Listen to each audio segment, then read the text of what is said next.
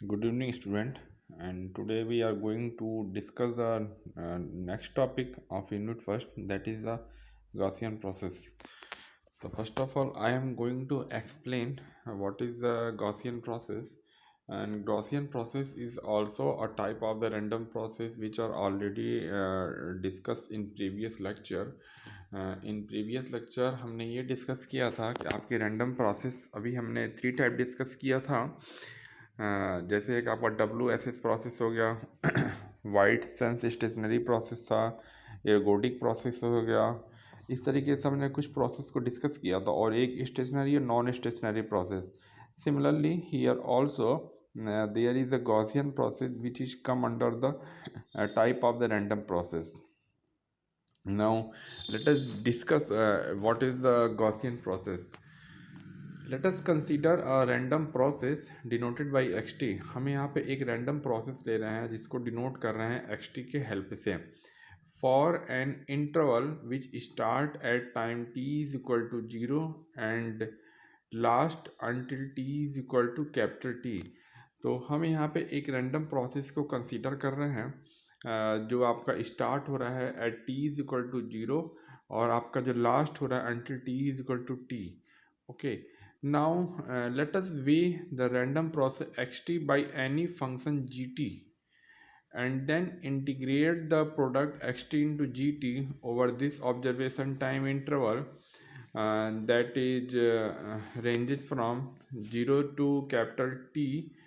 तो अब यहाँ पे क्या है कि बेसिकली अभी हमने एक प्रोसेस लिया है, वो प्रोसेस अभी गॉसियन प्रोसेस है कि नहीं अभी हम ये नहीं कह सकते हैं, बट तो उसके अकॉर्डिंग हमने एक वेइंग फंक्शन लिया हुआ है. उस वेइंग फंक्शन को एक जीटी से रिप्रेजेंट किया गया है, और उस वेइंग फंक्शन को जो है हम रैंडम प्रोसेस एक्सटी से हम मल्टीप्लाई करके उसको हम इंटीग्रेट कर रहे हैं over the interval that is from 0 to capital T.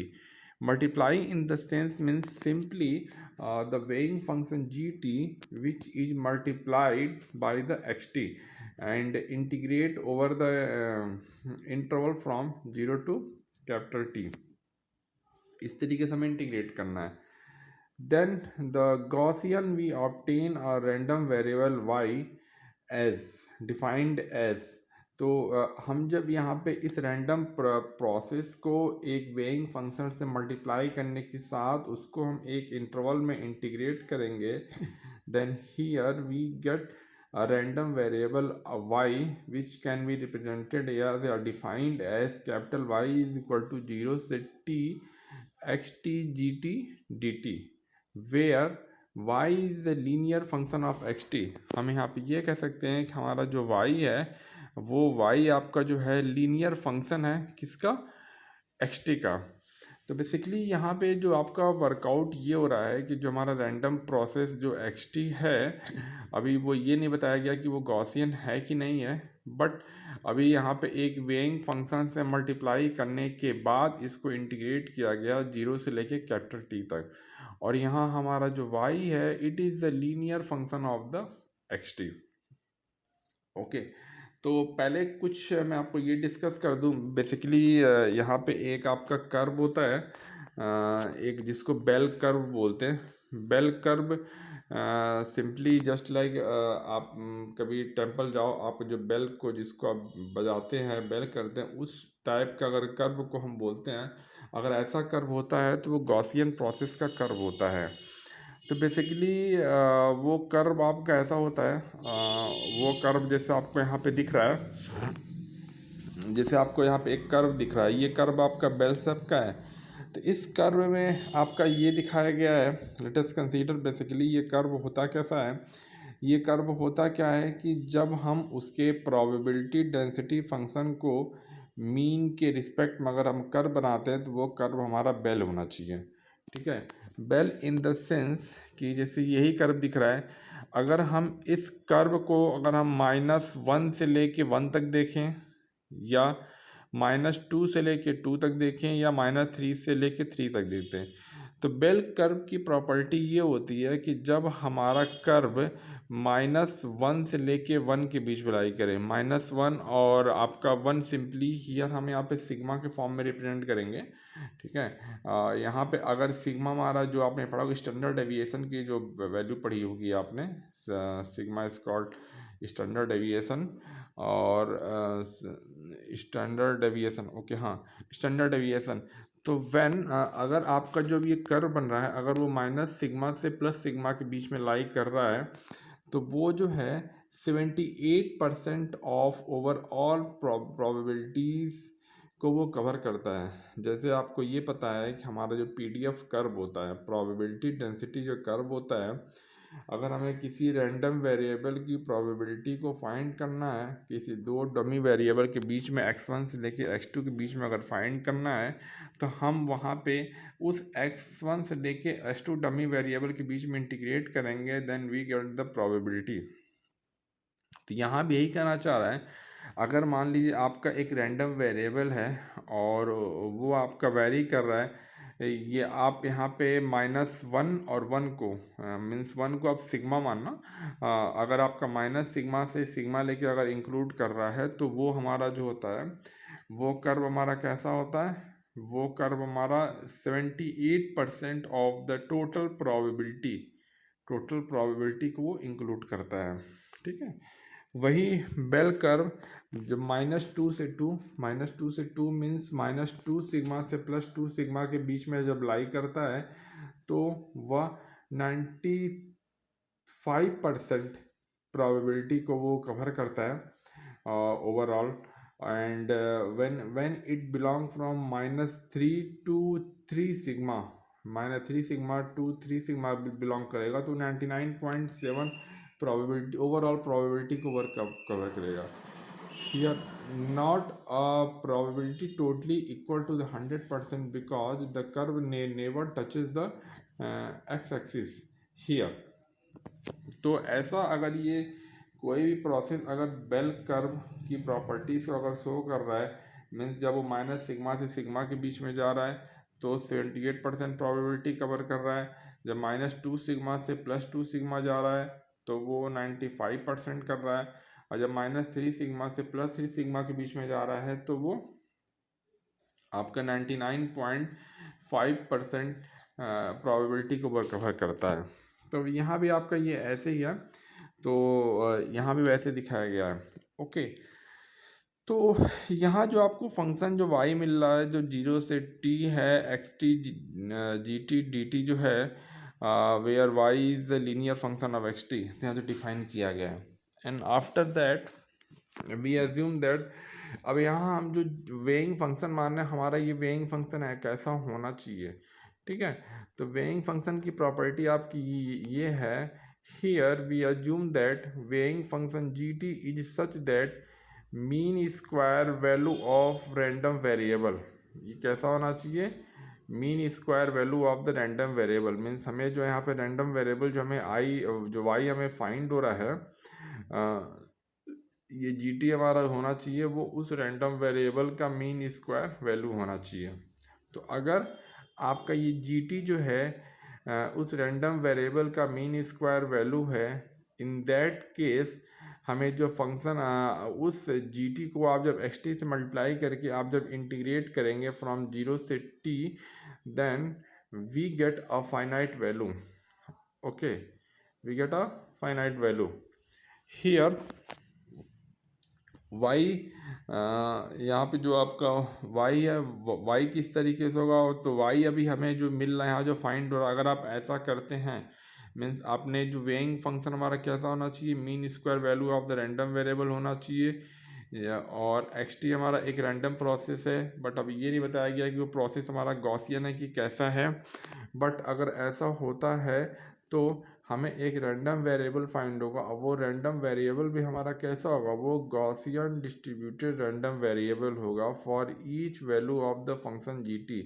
वो gt के सारे वैल्यू के लिए हमारा जो रैंडम वेरिएबल कैसा होगा, वो गॉसियन डिस्ट्रीब्यूटेड होगा।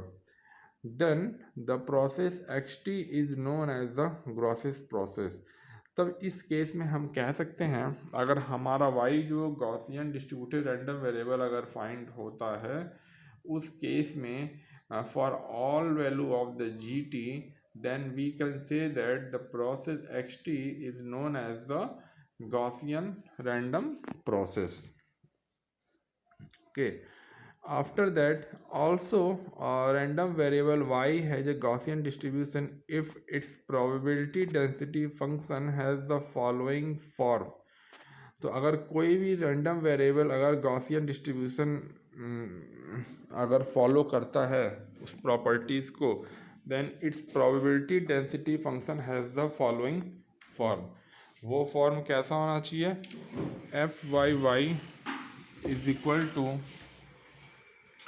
1/√2 pi sigma Y E to the power bracket में माइनस ब्रैकेट में फिर y माइनस एम वाई का whole square bracket close upon 2 sigma Y and bracket का ओवरऑल होल स्क्वायर. तो इस तरीके से हम यहाँ पे कह सकते हैं कि जब कोई भी रैंडम वेरिएबल अगर गॉसियन डिस्ट्रीब्यूशन प्रॉपर्टी को अगर होल्ड करेगा तो उसका जो इक्वेशन होगा F Y Y is equal to 1/√2 pi sigma Y E to the power bracket में minus Y minus M Y square upon 2 sigma Y का होल स्क्वायर. ये फार्मूला आपका होगा.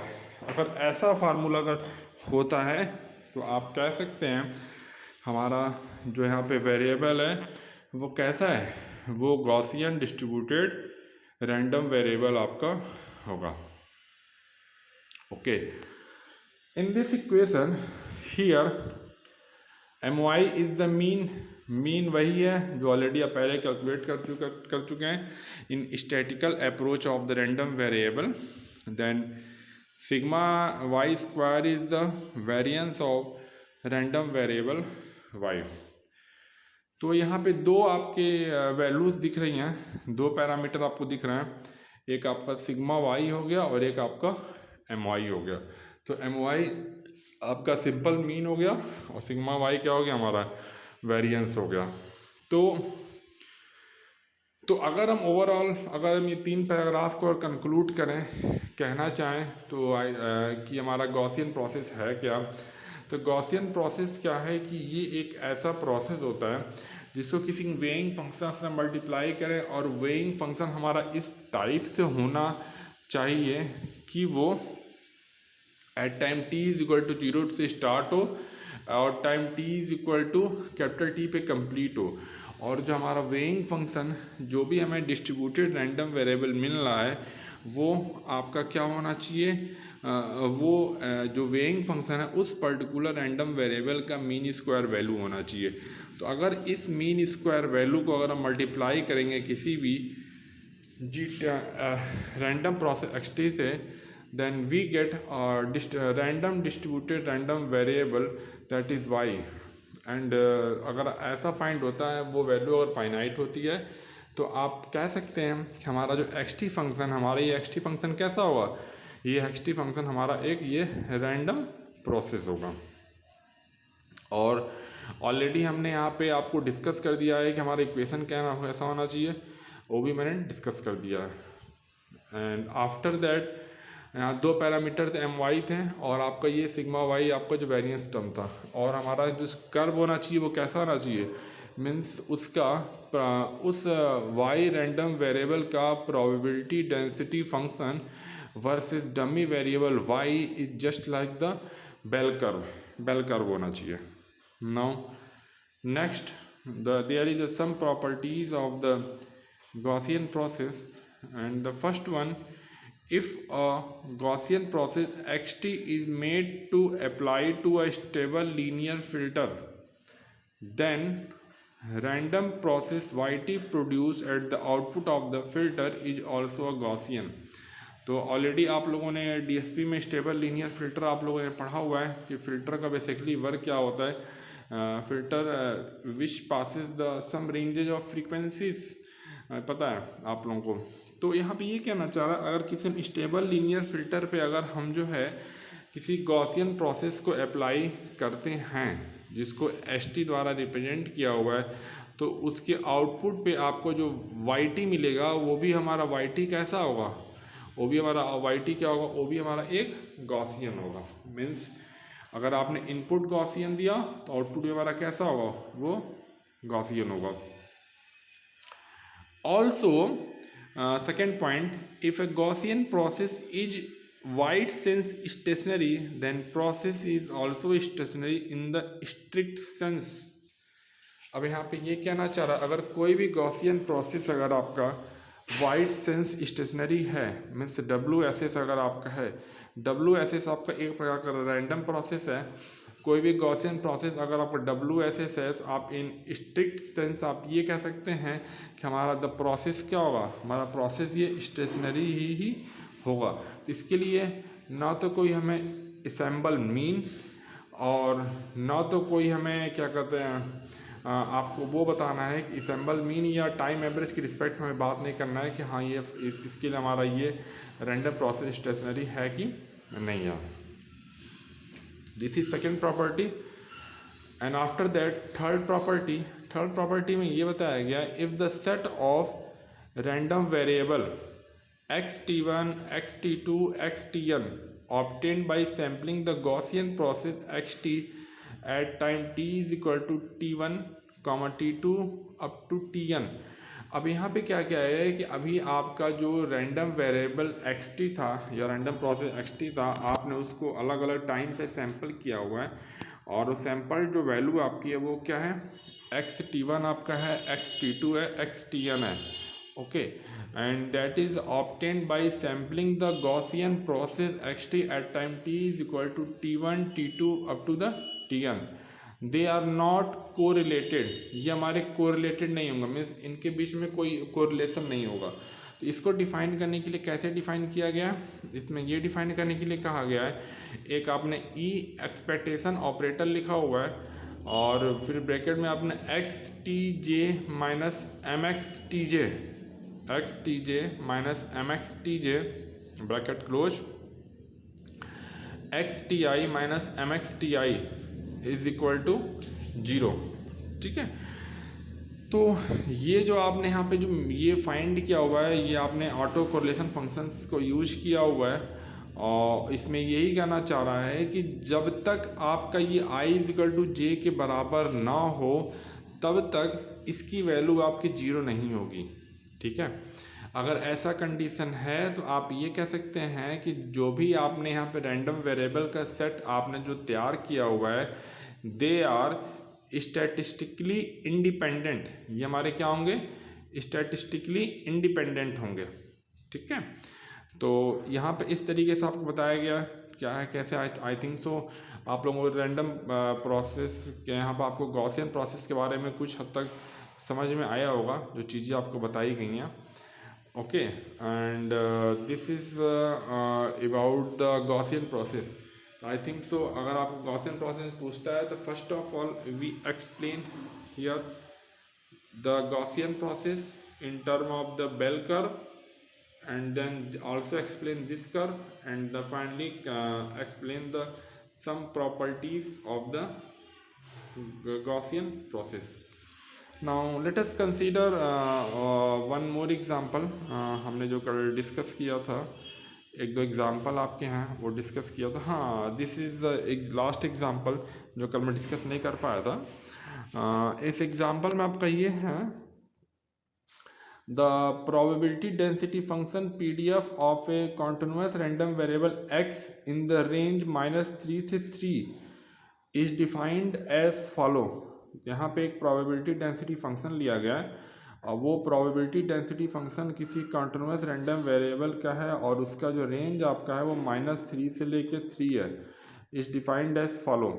okay, now f(x) is equal to 1/16 3 plus x का whole square for x greater than equal to -3 and less than equal to -1। जब आपका simply ये -3 और -1 के बीच में आपका लाई कर रहा है। सेकेंड फंक्शन क्या है, जब आपका 1/16 है ब्रैकेट में -2 - 6x का whole square for when x greater than -1 and less than 1 and last आपका है 1/16 3 माइनस एक्स का whole square when it ranges from 1 to 3। Okay, तो आपके ये -3 से 3 के बीच में 3 रेंजेस को डिफाइन किया हुआ है। उसके अकॉर्डिंग आपको फंक्शन को डिफाइन किया गया है और फिर उसमें आपको ये बताना है कि कुछ चीज़ें आपको वेरीफाई करनी है। क्या वेरीफाई करना है? Verify that area under the curve is unity. Means हमारा जो एरिया फाइंड हो रहा है अंडर द कर्व वो यूनिटी होगा। Okay, and after that also prove the mean is 0। हमें ये प्रूफ करना है। तो आपने जब फाइंड किया था, आपने जब पीडीएफ का प्रॉपर्टीज़ पढ़ा था, पीडीएफ प्रॉपर्टी आपने यही पढ़ा था कि अगर हमें किसी दो डमी वेरिएबल के बीच अगर हमें एरिया को फाइंड करना है तो कैसे फाइंड करेंगे? तो एरिया का जो फार्मूला होता है आपका माइनस इनफाइनाइट से infinite and then PDF function into DX. But here this PDF function is defined only from -3 to 3 के बीच में आपका डिफाइन किया गया है। तो इसलिए हमें, और इस -3 से 3 के बीच में भी क्या है कि ये 3 पार्ट में डिवाइड किया गया। एक आपका -3 से लेके 1 के बीच में, एक -1 से 1 है, और एक आपका 1 से लेके 2 के बीच में है। तो ऑलरेडी ये आपके तीनों जो लिमिट्स हैं उसके बिहाफ पे आपके तीनों फंक्शंस दिए हुए हैं। और जो फंक्शन जैसे दिया हुआ है, जैसे अगर आप -3 से लेके जब -1 के बीच में इंटीग्रेट कर रहे हैं तो फंक्शन हमारा 1/16 3 प्लस एक्स का होल स्क्वायर डी एक्स है, प्लस -1 से लेके जब 1 आपका है तो 1/16 2 - 6x का होल स्क्वायर डी एक्स आपका है, और प्लस जब आपका 1 से लेके 3 है तो 1/16 3 - x का होल स्क्वायर डी एक्स आपका है। अब यहाँ पे सिंपली आपका ये इंटीग्रेशन है, आप इसको इंटीग्रेट करेंगे। सिंपली आप 3 + x को होल स्क्वायर ब्रेक करेंगे, 1/16 कॉमन लेंगे, इंटीग्रेट करेंगे, then place the limit 1 and -3 and after that second वाले को ब्रेक करेंगे। आप सेकेंड वाले को ब्रेक करने के बाद आप यहाँ पे भी उसको इंटीग्रेट करेंगे, वैल्यूज़ को प्लेस करेंगे, एंड देन लास्ट 3 - x का होल स्क्वायर इसको भी इंटीग्रेट करेंगे और वैल्यूज़ को प्लेस करेंगे, then finally we get the value. तो यहाँ पे आप after solving we get area जो आपको फाइंड होगा 1/48 ब्रैकेट में 8 + 32 + 8 is equal to 1/48 × 48 is equal to 1। ये चीज़ आपको फाइंड होगा। तो अभी जो आपको प्रूफ करना था कि verify that the area under the curve is unity and also prove that the mean is 0, तो आपने ये तो वेरीफाई कर लिया कि हमारा जो एरिया अंडर द कर्व हमारा क्या था, वो यूनिटी था। आफ्टर दैट अब हमें फार्मूला है, as we know that the continuous random variable का जो मीन को एक्सप्रेस किया गया है that is mx is equal to -infinite से इनफाइनाइट x fx dx। ये चीज़ें आपको लिखी गई हैं, where fx is the probability density function that is PDF, ये आपकी लिखी गई हैं। उसके बाद अब आपको यहाँ पे वैल्यूज़ को प्लेस करना है। अगेन आपका जो है यहाँ -इनफाइनाइट से इनफाइनाइट है, अगेन आप इसको 3 पार्ट में ब्रेक कर लेंगे। तो -3 से 3 x fx dx is equal to -3 to 1 1/16 x 3 + x का होल स्क्वायर dx प्लस -1 से 1 1/16 x 6 - 2x का होल स्क्वायर dx प्लस 1 से 3 1/16 x 3 - x का whole square dx। Okay, and then after that mx is equal to 1/16 -3 से 1 और simply उसको आपको break किया गया और x से मल्टीप्लाई किया गया dx प्लस 1/16 एंड -1 से 1 और 6x² - 2x³ dx प्लस 1/16 1 से 3 आपका है 9x - 6x² + x³ and dx का इक्वल टू 0। तो आप जब इसको सॉल्व करेंगे, after solving integrating and place the limit place करने के बाद आपको जो वैल्यूज़ फाइंड होंगी वो वैल्यूज़ आपकी जीरो के बराबर होंगी। तो हमने पिछले लास्ट 2 लेक्चर में, आज के लेक्चर में या प्रीवियस लेक्चर में हमने कुछ न्यूमेरिकल भी डिस्कस किया था। वो बेसिकली न्यूमेरिकल आपका PDF और CDF पे ही है जो डिस्कस किया था, उसको आप लोग देख लीजिएगा। और इसी पे न्यूमेरिकल बेस्ड आपके इसी पे न्यूमेरिकल आएंगे। ओके, अब कुछ मैं चीज़ें आपको और डिस्कस कर दूं। तो ये आपका यूनिट फर्स्ट का जो लास्ट टॉपिक था गॉसियन प्रोसेस। तो जैसे हमने जब आपको यूनिट स्टार्ट किया था तो मैंने आपको पहले क्या बताया कि आपका रैंडम एक्सपेरिमेंट क्या होता है, फिर हमने डिस्कस किया रैंडम वेरिएबल क्या होता है, उसके बाद हमने कुछ प्रॉपर्टीज़ को डिस्कस किया। जैसे रैंडम वेरिएबल की प्रॉपर्टीज़ को कैसे डिफ़ाइन किया गया, जैसे आपका CDF था, PDF था।